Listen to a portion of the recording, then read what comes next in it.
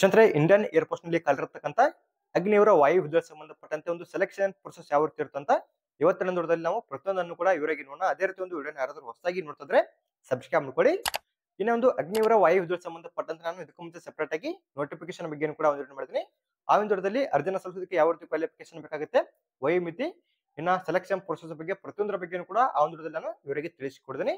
ಆ ಒಂದು ವಿಡಿಯೋನ ನೀವು ಎಲ್ಲ ನೋಡಿಲ್ಲ ಅಂದ್ರೆ ಈ ಒಂದು ವಿಡಿಯೋದ ಅನಿಷ್ಟ ಆಗಿರುತ್ತೆ. ಒಂದು ವಿಡಿಯೋದಲ್ಲಿ ಹೇಳ್ತಕ್ಕಂಥ ಮಾಹಿತಿನ ಸರಿಯಾಗಿ ಚೆಕ್ ಮಾಡ್ಕೊಂಡು ನೀವು ಇಲ್ಲಿ ಒಂದು ಅಗ್ನಿಯವರ ವಾಯುವ್ಯ ಸಂಬಂಧಪಟ್ಟಂತೆ ಅಪ್ಲೈ ಮಾಡಬಹುದು. ಇನ್ನ ಅರ್ಜಿನ ಸಲ್ಲಿಸುವ ಪ್ರಾರಂಭ ದಿನಕ್ಕೆ ಬಂದ್ಬಿಟ್ಟು 17 ಜನವರಿ 2024ರಿಂದ ಅರ್ಜಿನ ಸಲ್ಲಿಸೋದಕ್ಕೆ ಪ್ರಾರಂಭ ಆಗುತ್ತೆ. ಇನ್ನ ಅರ್ಜಿ ಸಲ್ಲಿಸುವ ಕೊನೆ ದಿನಕ್ಕೆ ಬಂದ್ಬಿಟ್ಟು 6 ಫೆಬ್ರವರಿ 2024 ತನಕ ನೀವು ಇಲ್ಲಿ ಅಪ್ಲೈ ಮಾಡಬಹುದು.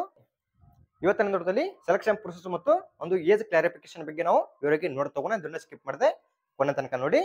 ಇಲ್ಲಿ ಮೊದಲಾಗಿ ವಯೋಮಿತಿ ಎಷ್ಟು ಇರಬೇಕಂತ ನೋಡ್ತಗೋಣ. ಇಲ್ಲಿ ನೋಡಿದ್ವಿ ಕೆಳಗಡೆ ಅವರು ಬರ್ನ್ ಬಿಟುಮಿಗೆಯಲ್ಲಿ ಕೊಟ್ಟಿರ್ತಕ್ಕಂಥದ್ದು. ಅಂದ್ರೆ ಇಲ್ಲಿ ಇಸ್ವಿಗಳನ್ನ ಕೊಡಿದ್ರೆ ಇಂದು ಇಸ್ವಿಗಳ ಮಧ್ಯದಲ್ಲಿ ಹುಟ್ಟಿರ್ತಕ್ಕಂಥ ಅಭ್ಯರ್ಥಿಗಳ ಇಲ್ಲಿ ಅಗ್ನಿವರ ವಾಯುವ್ಯ ಸಂಬಂಧಪಟ್ಟಂತೆ ಅಪ್ಲೈ ಮಾಡಬಹುದು. ಇಲ್ಲಿ ಯಾವ ರೀತಿ ಇದೆ ಅಂತ ನೋಡ್ತಾ ಹೋದ್ರೆ ಮೊದಲಾಗಿ 17 ಜನವರಿ 2024 ಸ್ಟಾರ್ಟಿಂಗ್ ಡೇಟ್ ಆಗಿರುತ್ತೆ. ಇನ್ನ ಇಲ್ಲಿ ಅರ್ಜಿ ಸಲ್ಲಿಸುವ ಕೊನೆ ದಿನಕ್ಕೆ ಬಂದ್ಬಿಟ್ಟು 6 ಫೆಬ್ರವರಿ 2024 ತನಕ ನೀವು ಇಲ್ಲಿ ಅಪ್ಲೈ ಮಾಡಬಹುದು. ಇದು ಇಂಪಾರ್ಟೆಂಟ್ ಡೇಟ್ಸ್ ಗಳಾಗಿರುತ್ತೆ. ಈ ಒಂದು ದಿನಾಂಕದ ಒಳಗಡೆ ನೀವು ಇಲ್ಲಿ ಅಪ್ಲೈ ಮಾಡಬೇಕು. ಇನ್ನ ಇಲ್ಲಿ ಕೆಳಗಡೆ ಕೊಟ್ಟಿರ್ತಕ್ಕಂಥ ಒಂದು ಅಪ್ಲೈ ಮಾಡೋ ಲಿಂಕ್ ಕೂಡ ನಮ್ಮ ಟೆಲಿಗ್ರಾಮ್ ಗ್ರೂಪ್ ಮೇಲೆ ಹಾಕಿರ್ತೀನಿ. ಯಾರೆಲ್ಲ ಎಲಿಜಿಬಲ್ ಇದ್ರಿ ಆ ಒಂದು ಲಿಂಕ್ ಮೇಲೆ ಕ್ಲಿಕ್ ಮಾಡ್ಕೊಂಡು ಅರ್ಜಿನ ಸಲ್ಲಿಸಬಹುದು. ಇನ್ನ ವಯೋಮಿತಿ ಬಗ್ಗೆ ನೋಡ್ತಾ ಹೋಗೋಣ. ಇಲ್ಲಿ ಕೆಳಗಡೆ ಅವರು ಕೊಟ್ಟಿರುವಂತದ್ದು ನೋಡಬಹುದು. ನೀವು ಇಲ್ಲಿ 2 ಜನವರಿ 2004ರಿಂದ 2 ಜುಲೈ 2007 ಜನಿಸಿರ್ತಕ್ಕಂಥ ಅಭ್ಯರ್ಥಿಗಳು ಮಾತ್ರ ಇಲ್ಲಿ ಕಲಿರ್ತಕ್ಕಂಥ ಹುದ್ದೆಗಳಿಗೆ ಅರ್ಜಿನ ಸಲ್ಲಿಸಬಹುದು. ಅಂದ್ರೆ ನೋಡಬಹುದು ನೀವು ಇಲ್ಲಿ 2 ಜನವರಿ 2004 ಅಂತ ಕೊಡೋದಿಲ್ಲ. ಇಲ್ಲಿ ಇದಕ್ಕಿಂತ ಒಂದು ದಿನ ಕಡಿಮೆ ಆದ್ರೂ ಕೂಡ ನೀವು ಇಲ್ಲಿ ಅಪ್ಲೈ ಮಾಡೋದಕ್ಕೆ ಆಗುದಿಲ್ಲ. ಅಂದ್ರೆ 1 ಜನವರಿ 2024 ಇದ್ರೂ ಕೂಡ ನೀವು ಇಲ್ಲಿ ಅಪ್ಲೈ ಮಾಡೋದಕ್ಕೆ ಆಗುದಿಲ್ಲ. ಎಕ್ಸಾಕ್ಟ್ ಆಗಿ 2 ಜನವರಿ 2024 ಇದು ಸ್ಟಾರ್ಟಿಂಗ್ ಇರಬೇಕು. ಇನ್ನು ಲಾಸ್ಟ್ ಬಂದ್ಬಿಟ್ಟು 2 ಜುಲೈ 2007 ಒಳಗಡೆ ಜನಿಸಿರ್ಬೇಕಾಗುತ್ತೆ. ಜನಿಸಿದ್ರೆ ಸಾಕು ಇಲ್ಲಿ ಕಲಿರ್ತಕ್ಕಂಥ ಹುದ್ದೆಗೆ ಸಂಬಂಧಪಟ್ಟಂತೆ ಅಪ್ಲೈ ಮಾಡಬಹುದು. ಇನ್ನು ನೀವು ಇಲ್ಲಿ 3 ಜುಲೈ 2007 ಇದ್ರೂ ಕೂಡ ನೀವು ಇಲ್ಲಿ ಅಪ್ಲೈ ಮಾಡೋದಕ್ಕೆ ಆಗುದಿಲ್ಲ. ಇಲ್ಲಿ ಏನು ಇಸ್ವಿಗಳನ್ನ ಕೊಡೋದಿಲ್ಲ. ಇಂದು ಇಸ್ವಿಗಳ ಮಧ್ಯದಲ್ಲಿ ಹುಟ್ಟಿರ್ತಕ್ಕಂಥ ಅಭ್ಯರ್ಥಿಗಳು ಮಾತ್ರ ಇಲ್ಲಿ ಕಲಿರ್ತಕ್ಕಂಥ ಅಗ್ನಿವರ ವಾಯುವ್ಯ ಸಂಬಂಧಪಟ್ಟಂತೆ ಅರ್ಜಿನ ಸಲ್ಲಿಸಬಹುದು.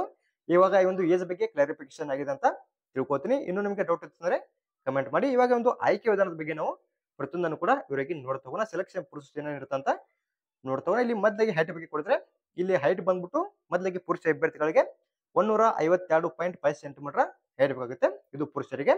ಇನ್ನು ಮಹಿಳಾ ಅಭ್ಯರ್ಥಿ ಸಂಬಂಧಪಟ್ಟಂತೆ ಒಂದು ಹೈಟ್ ಬಂದ್ಬಿಟ್ಟು 152 ಸೆಂಟಿಮೀಟರ್ ಇಲ್ಲಿ ಕನಿಷ್ಠವಾಗಿ ಹೈಟ್ ಇರಲೇಬೇಕಾಗುತ್ತೆ. ಇಲ್ಲಿ ಕೊಟ್ಟಿರ್ತಕ್ಕಂಥ ಒಂದು ಹೈಟ್ ಗಳ ಬಗ್ಗೆ ಸರಿಯಾಗಿ ಚೆಕ್ ಮಾಡ್ಕೊಳ್ಳಿ. ಇನ್ನ ಇದಾದ್ಮೇಲೆ ಇಲ್ಲಿ ರನ್ನಿಂಗ್ ಕೂಡ ಇರುತ್ತೆ. ಯಾವ ರೀತಿ ರನ್ನಿಂಗ್ ಇರುತ್ತೆ ಅಂತ ಕೂಡ ನಿಮಗೆ ಇವರಿಗೆ ತಿಳಿಸ್ಕೊಡ್ತೀನಿ. ಈಗ ಇಲ್ಲಿ ನೋಡ್ತೀವಿ ಯಾವ ರೀತಿ ಫಿಸಿಕಲ್ ಟೆಸ್ಟ್ ಇರುತ್ತೆ ಅಂತ ನಾವು ಇವರಿಗೆ ನೋಡ್ತಾ ಈಗ ಇಲ್ಲಿ ಮೊದಲಾಗಿ ರನ್ನಿಂಗ್ ಇರುತ್ತೆ. ಒಂದು ರನ್ನಿಂಗ್ ಬಂದ್ಬಿಟ್ಟು ಮೊದಲಾಗಿ ಪುರುಷ ಅಭ್ಯರ್ಥಿ ಸಂಬಂಧಪಟ್ಟಂತೆ ಆಗಲಿ ಮತ್ತೆ ಮಹಿಳಾ ಅಭ್ಯರ್ಥಿ ಸಂಬಂಧಪಟ್ಟಂತೆ ಆಗಲಿ 1.6 ಕಿಲೋಮೀಟರ್ ರನ್ನಿಂಗ್ ಇರುತ್ತೆ. ಅಂದ್ರೆ 16 ಮೀಟರ್ ನೀವು ಇಲ್ಲಿ ಮೊದಲಿಗೆ ಪುರುಷ ಅಭ್ಯರ್ಥಿ ಬಂದ್ಬಿಟ್ಟು 7 ನಿಮಿಷಗಳಲ್ಲಿ ನೀವು ಕಂಪ್ಲೀಟ್ ಮಾಡಬೇಕಾಗುತ್ತೆ. ಇದು ಪುರುಷರಿಗೆ. ಇನ್ನು ಮಹಿಳಾ ಅಭ್ಯರ್ಥಿ ಬಂದ್ಬಿಟ್ಟು ನೀವು ಇಲ್ಲಿ 8 ನಿಮಿಷದಲ್ಲಿ ಈ ಒಂದು 16 ಮೀಟರ್ ನೀವು ಇಲ್ಲಿ ಕಂಪ್ಲೀಟ್ ಮಾಡಬೇಕಾಗುತ್ತೆ. ಇದು ಟೈಮಿಂಗ್ ನೀವು ಕರೆಕ್ಟ್ ಆಗಿ ಚೆಕ್ ಮಾಡ್ಕೊಳ್ಳಿ. ಇನ್ನು ನೀವು ರನ್ನಿಂಗ್ ನಲ್ಲಿ ಕ್ವಾಲಿಫೈ ಆದ್ಮೇಲೆ ಇಲ್ಲಿ ಮತ್ತೆ ಪುಷಪ್ಸ್, ಸೆಟಪ್ಸ್, ಸ್ಕ್ವಾಟ್ಸ್ ಕೂಡ ಇಲ್ಲಿ ಇರ್ತಕ್ಕಂಥದ್ದು. ಇಲ್ಲಿ ಮೊದಲಾಗಿ ನಾವು ಪುರುಷ ಅಭ್ಯರ್ಥಿ ಸಂಬಂಧಪಟ್ಟಂತೆ ಯಾವ ರೀತಿ ಇರ್ತಂತ ನೋಡ್ತಗೋಣ. ಇಲ್ಲಿ ನೋಡ್ಬೋದು ನೀವು ಮೊದಲಾಗಿ ಟೆಸ್ಟ್ ಅಂತ ಕೊಡಿದ್ರೆ ಇಲ್ಲಿ ಪುರುಷ ಅಭ್ಯರ್ಥಿ ಸಂಬಂಧಪಟ್ಟಂತೆ 10 ಪುಷಪ್ಸ್ ಇರುತ್ತೆ. ಈ ಒಂದು ಪುಷಪ್ಸ್ ಅನ್ನು ಮಾಡೋದಕ್ಕೆ ನಿಮಗೆ ಟೈಮಿಂಗ್ ಬಂದ್ಬಿಟ್ಟು 1 ನಿಮಿಷ ಕಾಲಾವಕಾಶ ಇರುತ್ತೆ. ಇನ್ನು ಇದಾದ್ಮೇಲೆ ಎರಡನೇದಾಗಿ ಇಲ್ಲಿ 10 ಸೆಟಪ್ಸ್ ಕೂಡ ಇರ್ತಕ್ಕಂಥದ್ದು. ಈ ಒಂದು 10 ಸೆಟಪ್ಸ್ ಅನ್ನು ಮಾಡೋದಕ್ಕೆ ನಿಮಗೆ ಇಲ್ಲಿ 1 ನಿಮಿಷ ಕಾಲಾವಕಾಶ ಇರುತ್ತೆ. ಇನ್ನು ಇದಾದ್ಮೇಲೆ ಮೂರದಾಗಿ 20 ಸ್ಕ್ವಾಟ್ಸ್ ಇರುತ್ತೆ. ಅದನ್ನು ಕೂಡ ನೀವು ಇಲ್ಲಿ 1 ನಿಮಿಷದಲ್ಲಿ ಕಂಪ್ಲೀಟ್ ಮಾಡಬೇಕಾಗುತ್ತೆ.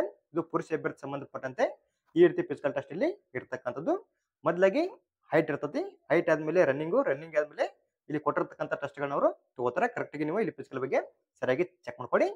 ಇನ್ನ ಇದಾದ್ಮೇಲೆ ಇಲ್ಲಿ ಮಹಿಳಾ ಅಭ್ಯರ್ಥಿ ಸಂಬಂಧಪಟ್ಟಂತೆ ಯಾವ ರೀತಿ ಟೆಸ್ಟ್ ಇರುತ್ತೆ ಅಂತ ನೋಡ್ತಗೋಣ. ಇಲ್ಲಿ ಅವ್ರಿಗೂ ಕೂಡ ಸೇಮ್ ಅದೇ ಇರುತ್ತೆ.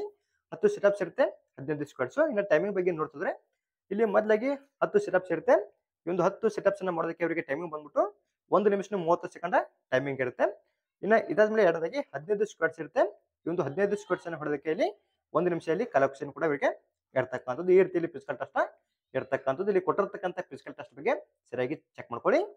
ಇನ್ನೊಂದು ಫಿಸಿಕಲ್ ನಲ್ಲಿ ಕ್ವಾಲಿಫೈ ಆದಂತ ಅಭ್ಯರ್ಥಿಗಳಿಗೆ ಇಲ್ಲಿ ಮುಂದಿನ ಹಂತದಲ್ಲಿ ಮೆಡಿಕಲ್ ಎಕ್ಸಾಮಿನೇಷನ್ ಕೂಡ ಇರ್ತಕ್ಕಂಥದ್ದು. ಇಲ್ಲಿ ಮೆಡಿಕಲ್ ಎಕ್ಸಾಮಿನೇಷನ್ ಯಾವ ರೀತಿ ಇರುತ್ತೆ ಅಂತ ಅವರು ಕೆಳಗಡೆಯಲ್ಲಿ ಪ್ರತಿಯೊಂದನ್ನು ಕೂಡ ಇವರಿಗೆ ಕೊಟ್ಟಿರುವಂತದ್ದು. ಇಲ್ಲಿ ನೀವು ಮೆಡಿಕಲ್ ಬಗ್ಗೆ ಸರಿಯಾಗಿ ಚೆಕ್ ಮಾಡಬೇಕಾಗುತ್ತೆ. ಇನ್ನೊಂದು ಆನ್ಲೈನ್ ಟೆಸ್ಟ್ ಕೂಡ ಇರ್ತಕ್ಕಂಥದ್ದು. ಒಂದು ಆನ್ಲೈನ್ ಟೆಸ್ಟ್ ಯಾವ ರೀತಿ ಇರುತ್ತೆ ಅಂತ ಕೂಡ ನಿಮಗೆ ಇವರಿಗೆ ತಿಳಿಸಿಕೊಡ್ತೀನಿ. ಅದಾದ್ಮೇಲೆ ಯಾವ್ದು ಫಸ್ಟ್ ಯಾವ್ದು ಸೆಕೆಂಡ್ ಇರ್ತಂತ ಅದರ ಬಗ್ಗೆ ನಿಮಗೆ ಇವರಿಗೆ ಹೇಳಿಕೊಡ್ತೀನಿ. ಇಲ್ಲಿ ಮೊದಲಾಗಿ ಇವಾಗ ನಾವು ಆನ್ಲೈನ್ ಟೆಸ್ಟ್ ಬಗ್ಗೆ ನೋಡ್ತಗೋಣ. ಇಲ್ಲಿ ಆನ್ಲೈನ್ ಟೆಸ್ಟ್ ಬಂದ್ಬಿಟ್ಟು ಇಂಗ್ಲಿಷ್ ಮತ್ತು ಹಿಂದಿ ಲ್ಯಾಂಗ್ವೇಜ್ ಅಲ್ಲಿ ಇರುತ್ತೆ. ಈ ಎರಡು ಲ್ಯಾಂಗ್ವೇಜ್ ಅಲ್ಲಿ ನಿಮಗೆ ಯಾವ ಒಂದು ಲ್ಯಾಂಗ್ವೇಜ್ ಅಲ್ಲಿ ಅಂಡರ್ಸ್ಟ್ಯಾಂಡ್ ಆಗುತ್ತಲ್ಲ ಆ ಒಂದು ಲ್ಯಾಂಗ್ವೇಜ್ ಅಲ್ಲಿ ಈ ಒಂದು ಎಕ್ಸಾಮ್ ಅನ್ನ ನೀವು ಇಲ್ಲಿ ಬರೀಬಹುದು. ಆನ್ಲೈನ್ ಮೋಡ್ ಇರುತ್ತೆ. ಇನ್ನು ಇದಾದ್ಮೇಲೆ ಇಲ್ಲಿ ಒಂದು ಸಬ್ಜೆಕ್ಟ್ ಗಳ ಬಗ್ಗೆ ಕೂಡ ಅವರು ಕೊಟ್ಟಿದ್ದಾರೆ, ಜೊತೆಗೆ ಇಲ್ಲಿ ಟೈಮಿಂಗ್ ಕೂಡ ಅವರು ಕೊಟ್ಟಿರುವಂತದ್ದು. ಅಂದ್ರೆ ನಿಮ್ದು ಯಾವ ಒಂದು ಸ್ಟ್ರೀಮ್ ನೊಂದಿಗೆ ನೀವು ಪಾಸ್ ಆಗಿ ಅಪ್ಲೈ ಮಾಡಿರ್ತೀರಿ ಆ ಒಂದು ಕ್ವಾಲಿಫಿಕೇಶನ್ ಆಧಾರದ ಮೇಲೆ ನಿಮಗೆ ಸಿಲೆಬಸ್ ಅನ್ನು ಅವರು ಕೊಟ್ಟಿರ್ತಾರೆ. ಇಲ್ಲಿ ಮೊದಲಿಗೆ ನೋಡಿ ನೀವು ಸೈನ್ಸ್ ಸಬ್ಜೆಕ್ಟ್ ಅಂತ ಕೊಡ್ತಾರೆ. ಇಲ್ಲಿ ಯಾರೆಲ್ಲ ಸೈನ್ಸ್ ಸ್ಟ್ರೀಮ್ ನೊಂದಿಗೆ ಪಾಸ್ ಆಗಿ ಅಪ್ಲೈ ಮಾಡಿರ್ತೀರಿ ನಿಮಗೆ ಆ ಒಂದು ಕ್ವಾಲಿಫಿಕೇಶನ್ ಅಲ್ಲಿ ಯಾವ ರೀತಿ ಸಿಲೆಬಸ್ ಇರುತ್ತಲ್ಲ ಅದೇ ರೀತಿ ಸೇಮ್ ಸಿಲೆಬಸ್ ಅಲ್ಲಿ ಎಕ್ಸಾಮ್ ಕೂಡ ಇರತಕ್ಕಂಥದ್ದು. ಅಂದ್ರೆ ಯಾವ ಒಂದು ಸಿಲೆಬಸ್ ಗಳು ಬರ್ತಾವ ಅಂದ್ರೆ ಫಿಸಿಕ್ಸ್ ಆಗಲಿ, ಮ್ಯಾಥಮೆಟಿಕ್ಸ್ ಆಗಲಿ ಮತ್ತು ಇಂಗ್ಲಿಷ್ ಸಬ್ಜೆಕ್ಟ್ ಬಗ್ಗೆ ನಮಗೆ ಇಲ್ಲಿ ಕ್ವಶನ್ಸ್ ಗಳು ಬರ್ತಾವ. ಅದು ಕೂಡ ಇಲ್ಲಿ 10+2 CBSE ಸಿಲೆಬಸ್ ಪ್ರಕಾರ ನಮಗೆ ಇಲ್ಲಿ ಕ್ವಶನ್ಸ್ ಗಳ ಬರ್ತಕ್ಕಂಥದ್ದು. ಇನ್ನ ಇದಾದ್ಮೇಲೆ ಅದರ್ ದನ್ ಸೈನ್ಸ್ ಸಬ್ಜೆಕ್ಟ್ ಅಂದ್ರೆ ನಾರ್ಮಲ್ ಆಗಿ PUC ಅನ್ನ ಪಾಸ್ ಆಗಿ ಯಾರೆಲ್ಲ ಅಪ್ಲೈ ಮಾಡಿರ್ತಾರಲ್ಲ ನಿಮಗೆ ಇಲ್ಲಿ ಯಾವ ರೀತಿ ಸಿಲೆಬಸ್ ಇರ್ತಂದ್ರೆ ಮೊದಲಾಗಿ ಎಕ್ಸಾಮ್ ಅನ್ನ ಬರೋದಕ್ಕೆ ಕಾಲಾವಕಾಶ ಬಂದ್ಬಿಟ್ಟು 45 ನಿಮಿಷ ನಿಮಗೆ ಇಲ್ಲಿ ಕಾಲಾವಕಾಶ ಇರುತ್ತೆ. ಇನ್ನ ಯಾವ ರೀತಿ ಸಿಲೆಬಸ್ ಬರ್ತಂದ್ರೆ ಇಂಗ್ಲಿಷ್ ಸಬ್ಜೆಕ್ಟ್ ಇರುತ್ತೆ. ಇನ್ನ ಇದಾದ್ಮೇಲೆ ಇಲ್ಲಿ ರೀಸನಿಂಗು, ಜನರಲ್ ಅವೇರ್ನೆಸ್ ನಿಮಗೆ ಬರ್ತಕ್ಕಂಥದ್ದು. ಅದು ಕೂಡ ಇಲ್ಲಿ ನಿಮಗೂ ಕೂಡ ಸೇಮ್ ಅದೇ ರೀತಿ PUC ಲೆವೆಲ್ ಈ ಒಂದು ಕ್ವಶನ್ಸ್ ಗಳ ಬರುವಂತದ್ದು. ಇನ್ನ ಇದಾದ್ಮೇಲೆ ಇಲ್ಲಿ ಮೂರದ ಬಂದ್ಬಿಟ್ಟು ಸೈನ್ಸ್ ಸಬ್ಜೆಕ್ಟ್ ಮತ್ತು ಅದರ್ ದನ್ ಸೈನ್ಸ್ ಸಬ್ಜೆಕ್ಟ್ ಒಂದಿಗೆ ಯಾರೆಲ್ಲ ಪಾಸ್ ಆಗಿರ್ತಾರಲ್ಲ ನಿಮ್ಗೆ ಇಲ್ಲಿ ಯಾವ ರೀತಿ ಒಂದು ಸಿಲೆಬಸ್ ಬರ್ತಂದ್ರೆ ಇಲ್ಲಿ ನೋಡಿ ನೀವು ಮೊದಲಾಗಿ ಟೈಮಿಂಗ್ ಬಂದ್ಬಿಟ್ಟು 85 ನಿಮಿಷ ನಿಮಗೆ ಕಾಲಾವಕಾಶ ಇರುತ್ತೆ ಒಂದು ಎಕ್ಸಾಮ್ ಅನ್ನ ಬರೋದಕ್ಕೆ. ಇನ್ನ ಯಾವ ರೀತಿ ಸಿಲೆಬಸ್ ಇರ್ತಂದ್ರೆ ನಿಮಗೆ ಇಲ್ಲಿ ಫಿಸಿಕ್ಸ್, ಮ್ಯಾಥಮೆಟಿಕ್ಸ್ ಮತ್ತು ಇಂಗ್ಲಿಷ್ ಇರುತ್ತೆ, ಇದು ಕಾಮನ್. ಮತ್ತೆ ಇದರ ಜೊತೆಗೆ ಇಲ್ಲಿ ರೀಸನಿಂಗ್ ಮತ್ತು ಜನರಲ್ ಅವೇರ್ನೆಸ್ ಕೂಡ ಇಲ್ಲಿ ಇರ್ತಕ್ಕಂಥದ್ದು. ಇಲ್ಲಿ ನೀವು ಯಾವ ಒಂದು ಸ್ಟ್ರೀಮ್ ನೊಂದಿಗೆ ಪಾಸ್ ಆಗಿ ಅಪ್ಲೈ ಮಾಡಿರ್ತಾರಲ್ಲ ಆ ಒಂದು ಸ್ಟ್ರೀಮ್ ನ ಆಧಾರದ ಮೇಲೆ ಅವರು ಎಕ್ಸಾಮಿನೇಷನ್ ಟೈಮ್ ಮತ್ತು ಸಿಲೆಬಸ್ ಬಗ್ಗೆ ಕೊಡಿದ್ರೆ ಕರೆಕ್ಟ್ ಆಗಿ ಚೆಕ್ ಮಾಡ್ಕೊಂಡು ನೀವು ಇಲ್ಲಿ ಒಂದು ಎಕ್ಸಾಮ್ಗೆ ಪ್ರಿಪೇರ್ ಆಗಬೇಕಾಗುತ್ತೆ. ಇನ್ನು ಇಲ್ಲಿ ಎಕ್ಸಾಮ್ಗೆ ನೆಗೆಟಿವ್ ಮಾರ್ಕಿಂಗ್ ಇರ್ತಾ ಅಥವಾ ಇಲ್ಲ ಅಂತ ನಾವು ನೋಡ್ತೋಣ. ಈ ಒಂದು ಎಕ್ಸಾಮ್ಗೆ ಇಲ್ಲಿ ನೆಗೆಟಿವ್ ಮಾರ್ಕಿಂಗ್ ಕೂಡ ಇರ್ತಕ್ಕಂಥದ್ದು. ಯಾವ ರೀತಿ ನೆಗೆಟಿವ್ ಮಾರ್ಕಿಂಗ್ ಇರ್ತಂದ್ರೆ ನಿಮ್ದು ಏನಾದ್ರೂ ಇಲ್ಲಿ ಒಂದು ತಪ್ಪದಲ್ಲಿ 0.25 ಮಾರ್ಕ್ಸ್ ಕಟ್ ಆಗುತ್ತೆ. ನಿಮ್ದು ಟೋಟಲ್ ಆಗಿ ಇಲ್ಲಿ 4 ತಪ್ಪದಲ್ಲಿ ಒಂದು ಸರಿ ಇರ್ತಕ್ಕಂಥ ಮಾರ್ಕ್ಸ್ ಕೂಡ ಕಟ್ ಆಗುವಂತದ್ದು. ಅಂದ್ರೆ ಒಂದು ನೆಗೆಟಿವ್ ಮಾರ್ಕಿಂಗ್ ಬಂದ್ಬಿಟ್ಟು 1/4 ನೆಗೆಟಿವ್ ಮಾರ್ಕಿಂಗ್ ಇಲ್ಲಿ ಇರ್ತಕ್ಕಂಥದ್ದು. ಇನ್ನು ಇಲ್ಲಿ ಪ್ರತಿಯೊಂದು ನಿಮ್ಮ ಸರಿ ಉತ್ತರಕ್ಕೆ 1 ಮಾರ್ಕ್ಸ್ ಅಲ್ಲಿ ಸಿಗ್ತಾ ಹೋಗುತ್ತೆ. ಇಲ್ಲಿ ನೋಡಿ ನೀವು ಕರೆಕ್ಟ್ ಆಗಿ ಚೆಕ್ ಮಾಡ್ಕೊಳ್ಳಿ. ಇನ್ನು ಇಲ್ಲಿ ಒಂದು ಆಯ್ಕೆ ವಿಧಾನದ ಬಗ್ಗೆ ನಿಮಗೆ ಇವರಿಗೆ ತಿಳಿಸ್ಕೊಟ್ಬಿಡ್ತೀನಿ. ಅಂದ್ರೆ ಮೊದಲಾಗಿ ಇಲ್ಲಿ ಯಾವ ಒಂದು ಟೆಸ್ಟ್ ಇರ್ತಂದ್ರೆ ಆನ್ಲೈನ್ ಟೆಸ್ಟ್ ಇರುತ್ತೆ, ಅಂದ್ರೆ CBT ಎಕ್ಸಾಮ್ ಇರುತ್ತೆ. ಮೊದಲಾಗಿ ಈ ಒಂದು ಎಕ್ಸಾಮ್ ನಲ್ಲಿ ಕ್ವಾಲಿಫೈ ಆದ್ಮೇಲೆ ಎರಡನೇ ಹಂತದಲ್ಲಿ ನಿಮಗೆ ಫಿಸಿಕಲ್ ಟೆಸ್ಟ್ ಇರುತ್ತೆ. ಫಿಸಿಕಲ್ ಬಗ್ಗೆ ಕೂಡ ಇವರಿಗೆ ತಿಳಿಸ್ಕೊಡ್ತಾನೆ ಯಾವ ರೀತಿ ಫಿಸಿಕಲ್ ಇರುತ್ತೆ ಅಂತ.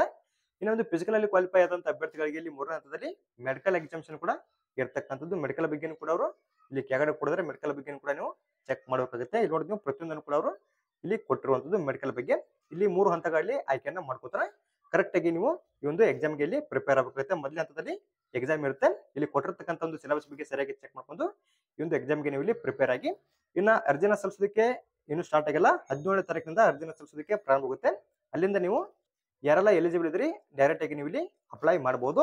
ಒಂದು ಅಪ್ಲೈ ಮಾಡೋ ಲಿಂಕ್ ಕೂಡ ನಮ್ಮ ಟೆಲಿಗ್ರಾಮ್ ನಲ್ಲಿ ಹಾಕಿರ್ತೀನಿ. ಇನ್ನು ಇದಕ್ಕೂ ಮುಂಚೆ ನಾನು ಸಪರೇಟ್ ಆಗಿ ನೋಟಿಫಿಕೇಶನ್ ಬಗ್ಗೆ ಕೂಡ ಮಾಡಿದೀನಿ. ಆ ಒಂದು ಕೂಡ ಈ ಒಂದು ವಿಡಿಯೋದ ಅಂಶ ಹಾಕಿರ್ತೀನಿ. ಆ ಒಂದು ವಿಡಿಯೋದಲ್ಲಿ ಇರ್ತಕ್ಕಂಥ ಮಾಹಿತಿ ಕೂಡ ನೀವು ಸರಿಯಾಗಿ ಚೆಕ್ ಮಾಡ್ಕೊಳ್ಳಿ. ಅದೇ ರೀತಿ ಒಂದು ಮಾಹಿತಿ ಮುಗಿಸಿದ್ರಿ ನಮ್ಮ ಚಾನಲ್ ಸಬ್ಸ್ಕ್ರೈಬ್ ಮಾಡ್ಕೊಳ್ಳಿ, ಲೈಕ್ ಮಾಡ್ರಿ. ನಿಮ್ಮ ಸ್ನೇಹಿತರು ಕೂಡ ಶೇರ್ ಮಾಡಿ, ಅವರು ಕೂಡ ಒಂದು ಇಲ್ಲಿ ಅರ್ಜಿನ ಸಲ್ಲಿಸಲಿ. ಜೊತೆಗೆ ಒಂದು ಸೆಲೆಕ್ಷನ್ ಪ್ರೋಸೆಸ್ ಬಗ್ಗೆ ಅವರು ತಿಳ್ಕೊಳ್ಳಿ. ಅದೇ ರೀತಿ ಮತ್ತೆ ಮುಂದುವರೆದು ಭೇಟಿ ಆಗೋಣ. Thanks for watching.